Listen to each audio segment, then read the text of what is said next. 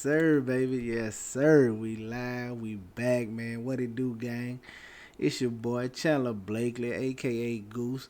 Y'all know why I'm here, man. It's a special edition, cause normally, y'all know anything fewer than 5 games. I don't really do a video, but I'm gonna start doing videos for every slate. We're just gonna start doing them a little different on a smaller slate. So we're gonna get into that, man. And y'all let me know how y'all like it. If y'all want me to still give you the starting 5 on a small slate, or do you like the style of a small slate better when we get to it? But y'all let me know in the comment section. Also, hit that like button. Definitely hit that subscribe button.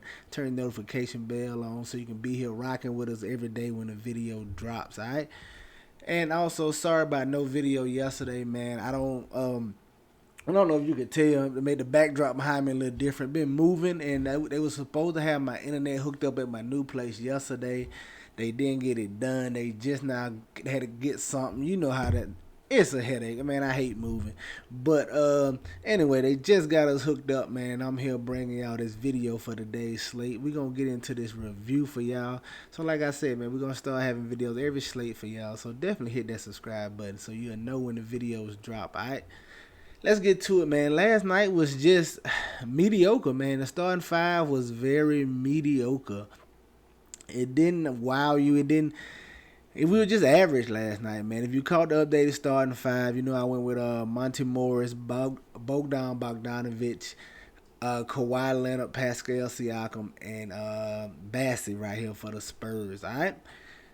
It was originally DiVincenzo on the original tweet, but hopefully you caught me when I commented on the tweet and said go Monty Morris over DiVincenzo. Monte Morris was okay, 34 DK points right here, 4% ownership. The ownership was great on him. I just knew it was so much. We had Bill out and Porzingis. That just opened up so much usage for everybody else and so many shots. And I knew Monte Morris is a guy who was solid. He's been solid all year. He should got a few more scoring opportunity last night, and he was very solid. Gave you 20 real life points. Bogdan Bogdanovic, just everybody's chalk. As you can see, this is the $12 single entry, 72% on. Just was okay. 28 fantasy points. Like I said, didn't kill you, but it didn't help you either. So just an okay pick, but super chalk. Just a player I knew that if he went off and you didn't have him, you was dead. And if he didn't go off, he was gonna be so high on that he couldn't hurt you that much. And that's what happened right here with Bogdan Bogdanovic. So we just went with him at 72. The rest of my lineup piece, Buddy Hill. This guy probably got too cute trying to get a piece of this Warriors Indiana game, one of the higher total games on the slate. Know he's very solid, and we knew he'd come in low on at 6,500. Man, he's been scoring better than this. Let us down in this spot with only 27 fantasy points. We knew he could possibly approach 40 here, and we knew we could get a guy at low ownership. As I felt like a lot of my plays were going to be chalky in the starting 5. So Siakam here, of course, let us down. 26% on, man. Going against the Sacramento Kings, just not what we needed from him. Come on, Siakam. I can never get Siakam right. Never. Now watch the next game they play. He gonna drop 7. It seems like every time I pick Siakam, he give a dud, and then the next time he play, he get a monster. I never get him right. So, but yeah, Siakam at 26% on, Hers with a 33.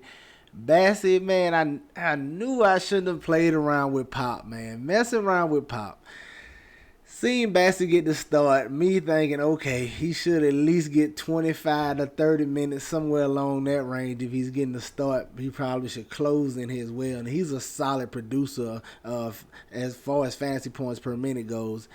And I just went with him at 4,100. Felt he would be super chalky, but I just thought he was a nice play at 4,100. And sure enough, Pop, even though he started, still 20 minutes. That's it. 20 minutes. Like, come on, man. But hey, you know, I just felt too good of a play to pass up on. But I knew better to mess with Pop, but got caught up there. Like I said, Monty Moore was solid. The other player, the small forward, Kawhi Leonard, 6,900, 36% on, just okay. Like 36, like just you know. And then Gafford.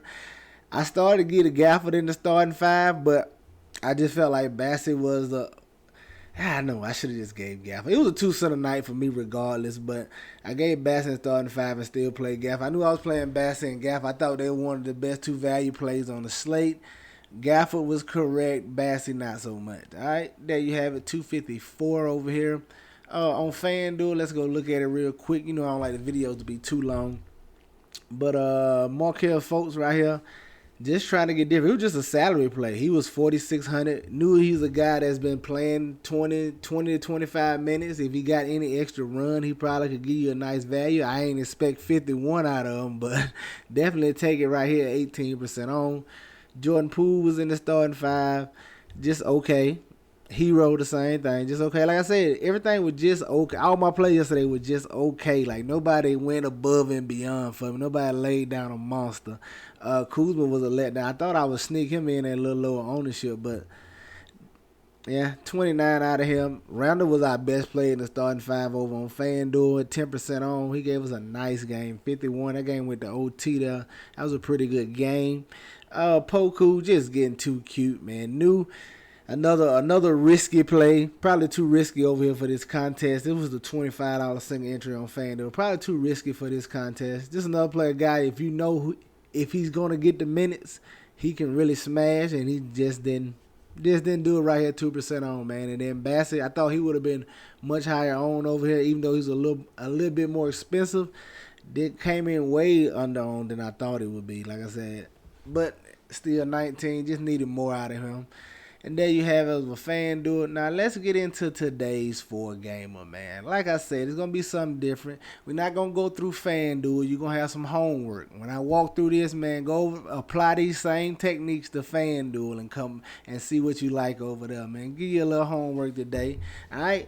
4-game slate. Let's get into it. What we're going to do, instead of starting 5, man, we're just going to go team by team and just kind of break down the plays I like from each squad in that sort of fashion, like you see on other videos of guys who do this on YouTube. All right, we're gonna do that on smaller slates. That's why I'm not giving away the heart of my lineup, so to speak. All right, so let's get into it, man. Like I said, in the comment section, let me know how y'all like it. If this is what y'all want to see continued, or you just rather see the starting 5. All right, let me know, gang.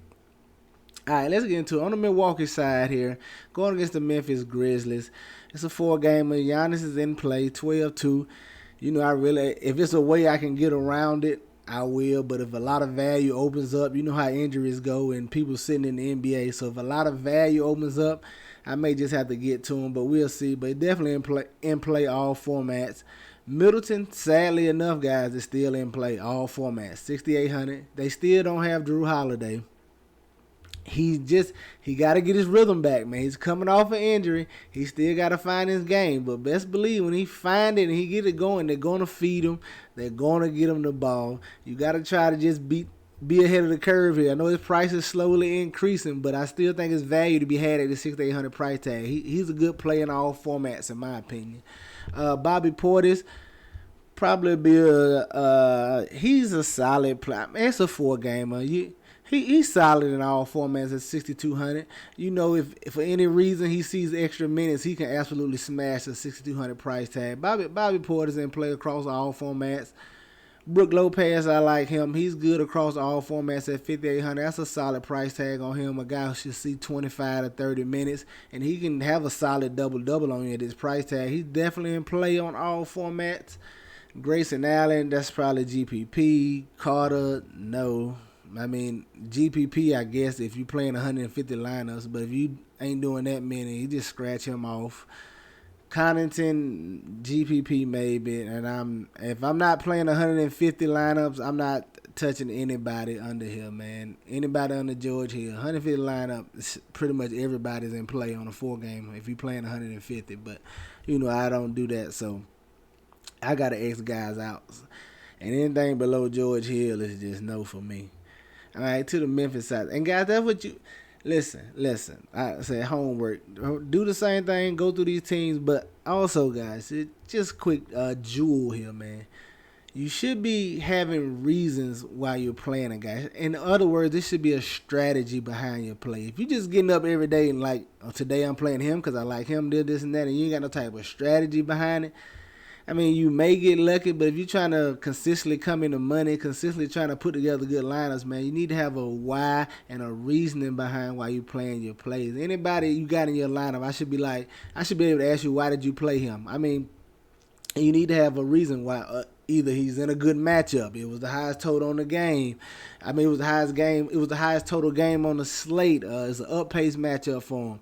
Low ownership. He was high projected. Whatever the reason is, be man, that's gonna start to help you, build a strategy or a plan of attack for each and every slate, man. That's how you build consistency in good lineups and winning. Like I said, you can get up and just say, I'm playing him, and him, and get lucky here and there. But if you're trying to win consistently, I think, who am I? But I think you need to have some type of strategy on why you playing a guy and how you building your lineups, right? But that's a whole nother video. Let's get back to this. Memphis side, like going against these Milwaukee Bucks, Ja Morant is definitely in play. Triple J, man, he's in play across all slates. I just hate playing. That's just a bias, man. But he's in play across all slates. Don't let my bias get to you, man. He's another guy I can't get right. Dylan Brooks, no, you know me. If nobody's playing him, I throw him out there. But if he's getting any type of ownership on this full game, you know me. All he does is shoot and foul. I'm telling you right now.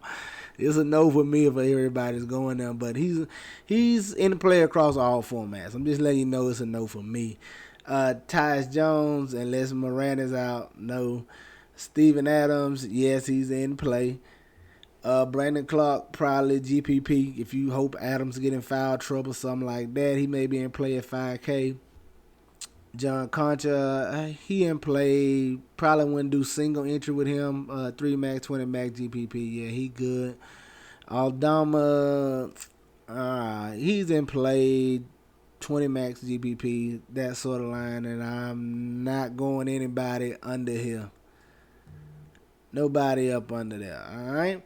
On to the next game. We got the Miami Heat at the Houston Rockets. Jimmy Butler's questionable. That's gonna be a big piece of news. If he's out, you can fire up anybody on the Heat side. I probably win. Has Oladipo played? Oh, okay. 31 minutes. All right. Oladipo's in play across all formats. I'm gonna let you know. And then that's probably why I would cut it off at Robinson, Deadman. Nobody up under here. But yeah, if Butler plays, I think Butler. What's wrong with Jimmy Butler? We just doing a live first look. This is my first look, guys. This is me just not looking at the slate. This is what you're getting. This is how I start my process, a part of my process, looking at pricings and matchups, and then we take it from there. But we're gonna do the right knee injury management, so he probably should be back. Whenever it's injury management, it's usually one game off. So Butler probably be back. He's in play. Bam. I wouldn't do single entry. Maybe. Yeah. I probably wouldn't do single entry. It just depends. Tyler, but he's in play all formats. Tyler Hero's in play all formats. Kyle Lowry, no. I don't play Kyle Lowry. When all these other three is healthy, Kyle Lowry kind of takes the back seat and just really be a point guard and play defense. I'm not gonna really mess with him if Butler is playing. So. But he's in play GPP, and definitely not single entry or 3 max, and probably not my 20 max. GPP for Kyle Lowry, Martin. Everybody else is GPP and up, except for Oladipo. I got interest in him in single entry. But yeah, that's the Miami side of it. Let's go look at the Houston side of this game. Houston side, Kevin Porter, all these main guys. All formats, Porter Jr., Jalen Green, Sengun, probably not single entry. Jabari Smith, probably not single entry. Eric Gordon, definitely not single entry. Tyler Eason, definitely not single entry. And then maybe KJ Martin. I wouldn't play anybody else up under that. Kevin Porter Jr. should be a solid player. I kind of like him as a little sneaky play, man. He probably be low on. He hasn't really had a big one. I don't know why I feel like this is Miami spot, but it could be. I'm going to keep an eye on him and break down him more. Like I said, guys, this is my first look. We just walking through it. Let me know, like I said, if y'all want just to start in 5 on the small slates, we can do that as well. But New Orleans Pelicans against the Utah Jazz. Zion Williams, that price getting too high. I think I'm out. I don't know if I'm going to go back to CJ McCollum, but he's in play across all formats. Zion Williamson, I say no single entry. Zion Williamson just probably GPP for me because that's getting too high for me. I ain't seen that type of upside out of him. But it's a 4-gamer. Who knows, man? And who knows what the injury news is? CJ McCollum, all formats, but it's probably a no for me.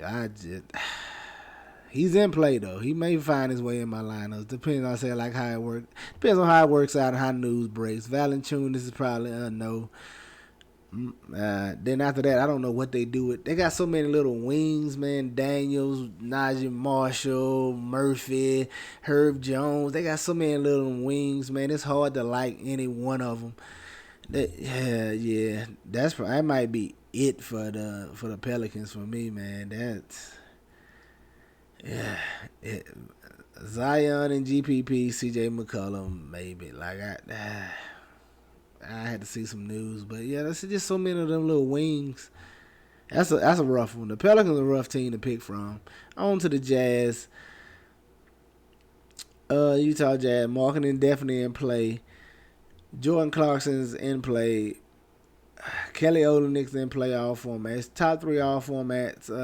Beasley, GPP 20 max. Vanderbilt the same.